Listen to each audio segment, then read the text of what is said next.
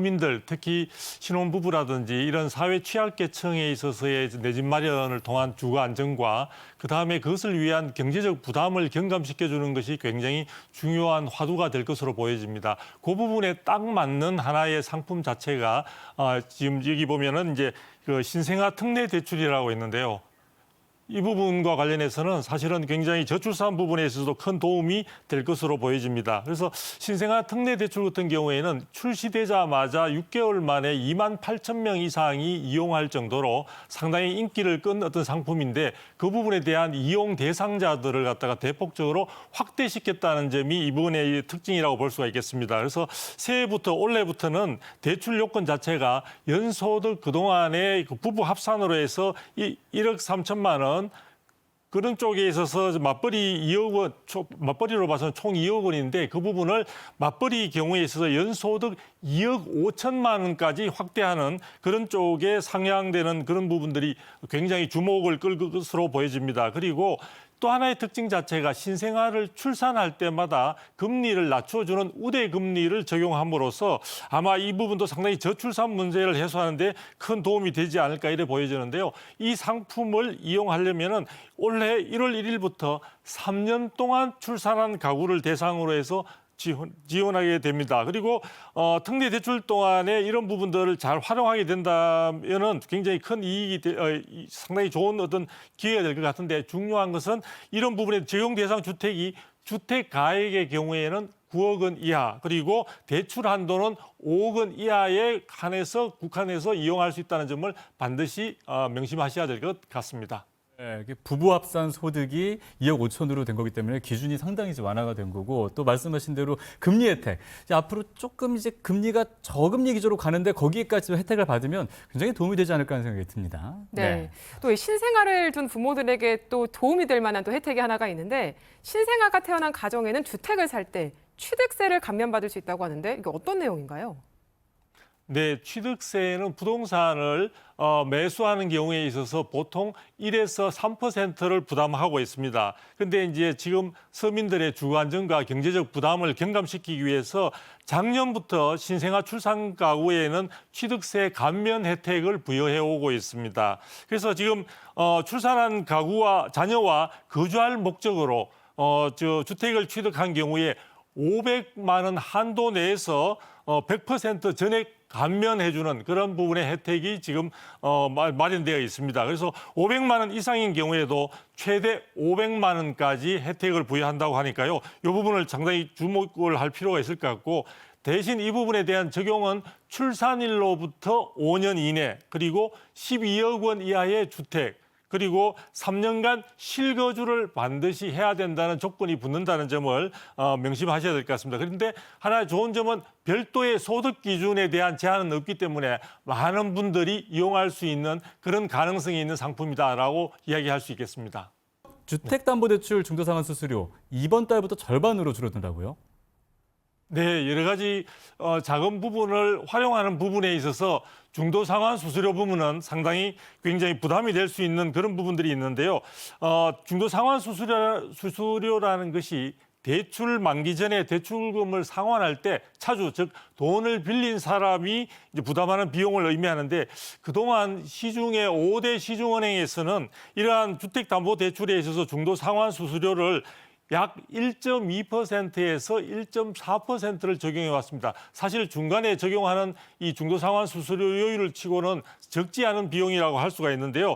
이 부분을 올해부터는 절반 수준에 해당하는 0.6%에서 0.7% 정도의 수준으로 낮아지게 됩니다. 그래서 이런 부분을 잘 활용하시게 되면은 작은 부분을 활용하시거나 운용하시는 데 있어서 큰 도움이 될 것으로 보여지고요. 이러한 변경 사항 자체는 올해 1월 중순부터 중요한 부분입니다. 1월 중순부터 출시되는 대출 상품에 한해서 적용된다는 점에 대해서 꼭 주의하실 필요가 있습니다. 이 청년들의 내 집 마련에 도움을 주는 정책들도 추진이 되는 걸로 알고 있습니다. 일단 대출 상품이 좀 출시가 된다고 하는데 어떤 내용입니까? 네, 이번에 이 출시되는 상품도 상당히 그 이름 자체도 재미있게 달았습니다. 청년 주택 드림 대출이라는 이름으로 지금 나와 있는 상태인데요. 이 부분과 관련해서 이것을 이용하게 되면 굉장히 도움이 될 수 있는데 중요한 이런 요건들은 잘 살펴봐야 될 것 같습니다. 먼저 청년이 청약 통장에 가입한 후 1년 이상 납입한 사람에 한해서 가능하게 되고요. 나이대는 19세에서 만 19세에서 34세 이하의 무주택 청년이 청약저축에 가입해서 예치금이 1,000만 원 이상 되는 경우에 한정해서 이 상품을 이용할 수가 있습니다. 그리고 연소득으로 보게 되면요, 7천만 원의 소득 이하의 경우에서 이용할 수 있는데 부부 합산인 경우에는 총 1억 원 이하라고 할 수가 있습니다. 그리고 이런 부분에 있어서 이용할 때 해당되는 주택은 분양가가 6억 원 이하인 경우에 해당되고요. 전용 면적은 85제곱미터, 즉 우리가 국민 평형형으로 불리우는 그런 정도의 소규모 주택에 당첨될 경우에 이용할 수 있는데 사실 이용할 수 있는 혜택 자체가 분양가의 80%까지 최저 2.2%의 금리로 이용할 수 있다고 하니까요. 굉장히 사실은 저렴하게 그리고 상당히 주택 마련 자금의 대부분을 충분히 이 대출을 통해서 이용할 수 있기 때문에 청년들이 내 집 마련의 꿈을 키우는데 굉장히 든든한 버팀목이 되어줄 것으로 기대되고 있습니다. 내 집 마련을 올해 7월 전에 해야 된다 이런 이야기가 좀 나오고 있습니다.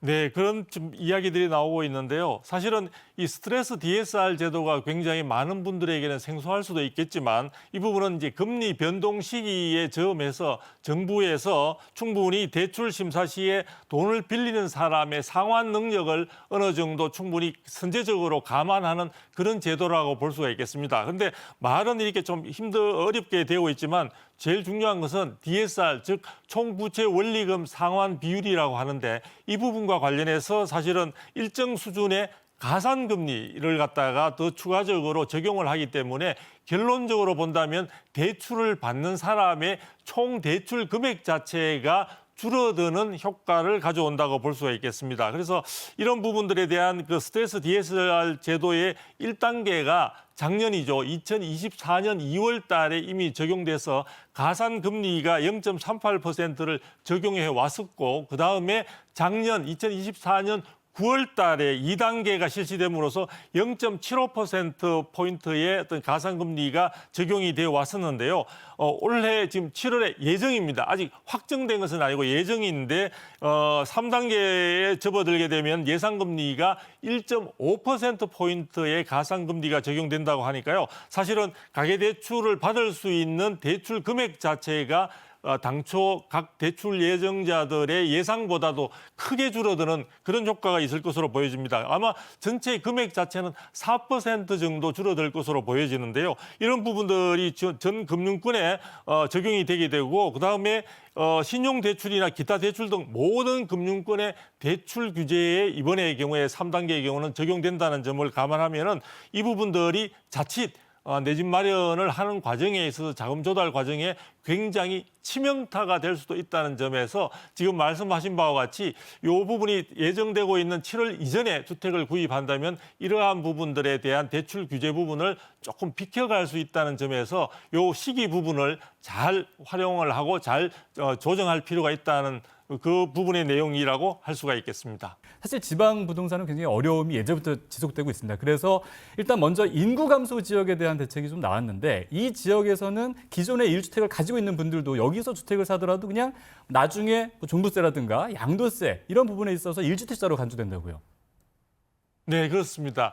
사실은 우리나라의 그동안의 부동산 정책 자체가 또 투기나 과열 부분을 막기 위해서 다주택자에 대해서 규제가 상당히 강화되어 왔었는데요.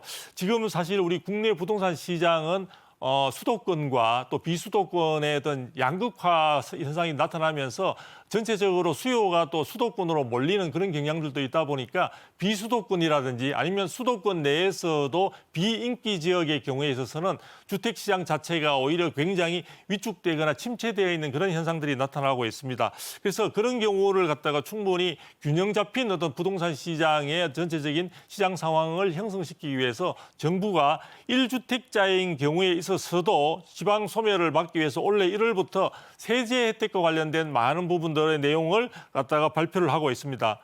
그리고 기존 주택자가 인구 감소 지역, 그러니까 수도권과 광역시는 제외하고요. 수도권의 경우에서도 물론 접경 지역이나 광역시의 군만 포함하는 그런 인구 감소 지역에 있어서는 공시가격 4억 원 이하의 주택 한 채를 신규 취득할 경우에 주택 수에서 제외되는 그런 부분들의 혜택이 지금 특례가 마련되어 있습니다. 자, 이렇게 되면은 이 부분은 2026년 12월 말까지 1주택자로 간주되게 되는데요. 1주택자로 간주되게 되면 어떠한 효과가 있느냐면요. 종합부동산세라든지 그다음에 양도세 부분에 대한 세제 부분에 대한 세부담을 안는 과정에서도 굉장히 큰 혜택 부분과 관련해서 굉장히 부담을 경감시킬 수 있을 뿐만 아니라 장기 보유에 대한 특별 공제라든지 고령자의 경우에 있어서도 상당히 혜택을 받을 수 있는 그런 특징들이 있다고 할 수가 있겠습니다. 네, 소장님 말씀해 주신 그 인구 감소 지역 좀 확인을 하셔서 구입하시면 될 것 같고, 이 인구 감소 지역이 아닌 또 비수도권의 경우에도 또 1주택자로 간주되는 그런 부분들이 있어요. 이 부분도 함께 좀 소개해 주시죠. 네네. 비수도권의 경우에 전용 면적 85제곱미터 국민평형이라고 하게 되죠. 그리고 약 6억 원 이하의 미분양 주택을 취득을 한 경우에 있어서도 사실은 추가적인 주택을 구입했음에도 불구하고 1주택자로 간주되기 때문에 그런 경우에도 조금 전에 말씀드린 바와 같이 양도소득세와 종합부동산세의 기본 공제를 받을 수 있게 됩니다. 종합부동산세 같은 경우는 사실 1주택자의 경우에는 12억 원까지 사실은 공제가 된다는 점에서 굉장히 큰 혜택이 있다고 볼 수가 있고요. 그다음에 동일 대신 이 부분에서 주의할 점은 동일 지역에서 주택을 추가적으로 구입할 경우에는 이런 요건에 해당되더라도 사실은 요 혜택이 적용되지 않는다는 점에 조금 주의할 필요가 있을 것 같습니다. 그리고 어쨌든 이런 부분에는 세제 혜택 과정에 있어서도 단순히 종합부동산세나 양도세뿐만 아니라 고령자 부분에 대한 장기 보유에 대한 혜택 등을 갖다 충분히 더 추가적으로 받을 수 있다는 점도 염두에 두시면은 굉장히 이 부분에 있어 큰 도움이 될 것으로 보여집니다. 네, 또 이 아파트를 제외한 소형 주택을 생애 최초로 구매하는 경우에도 이 주거 비용 절감을 위해서 취득세를 면제해 준다고 하는데 어떤 내용입니까? 네, 주택 시장에서는 전체적으로 우리나라 주택 시장에는 아파트에 굉장히 수요자들이 몰리는 그런 쏠림 현상이 많이 나타나고 있는데요. 이런 부분에서 적절하게 많은 균형적인 어떤 주택 부분에 대한 다양한 유형들이 주택을 필요로 하는 분들에게 이용될 수 있도록 제도적으로 많이 보완한 그런 측면이라고 볼 수 있겠습니다. 그래서 우선 서민들의 주거 비용 부분을 부담을 절감시킬 수 있도록 하기 위해서 아파트를 제외한 소형 주택을 생애 최초로 구입하는 경우에 300만 원까지 취득세 부분을 면제를 해주고요. 그리고 이러한 감면 대상이 되는 소형 주택이라고 한다면 다가구 주택이라든지 또는 다세대 연립주택이라든지 도시생활 주택이라든지 이런 쪽들이 도시형 생활주택 등이 이제 해당이 되는데요. 중요한 것은 2025년 올해 안에 취득한 경우에만 해당된다는 점, 이걸 하실 필요가 있고요. 그리고 해당되는 대상 주택 자체가 소형 주택이라는 그 의미를 갖다 충분히 담아서 전용 면적이 60제곱미터 이하이면서 구입 가격은 6억 원, 수도권의 경우는 6억 원이고요. 지방 같은 경우에 있어서는 3억 원 이하의 주택이 해당된다는 점을 주의할 필요가 있을 것 같습니다. 그리고 또 하나 추가적으로 소형 저가주택의 거주를 하다가 전세 등으로 거주를 하다가 해당 주택을 취득한 경우에도 상당히 요 소형 저가 주택에 머물러서 그 부분을 취득했다는 점을 충분히 반영을 해서 생애 최초 주택의 취득세 감면 혜택 200만 원 한도 내에서 추가적으로 받을 수 있다는 점의 특례도 지금 신설되어 있습니다. 그래서 요 경우에는 전세 기간 자체가 1년 이상이 되어야 되고요. 그다음에 올해 말까지 취득한, 그러니까 전세로 살다가 올해 말까지 취득한 소형 주택의 경우에만 해당이 되고요. 마찬가지로 해당되는 주택의 규모도 60제곱미터 이하인데 구입 가격은 조금 전에 말씀드린 어떤 서민 주거 비용 절감을 위한 소형 주택보다 조금 더 줄어들게 됩니다. 그래서 구입 가격은 수도권의 경우에는 3억 원, 그다음에 이제 지방의 경우에는 2억 원 이하의 주택을 구입할 경우에 적용된다는 점. 그래서 이 부분을 두 가지가 추가적으로 특례가 마련되어 있으니까 이 부분도 잘 살펴보실 필요가 있을 것 같습니다.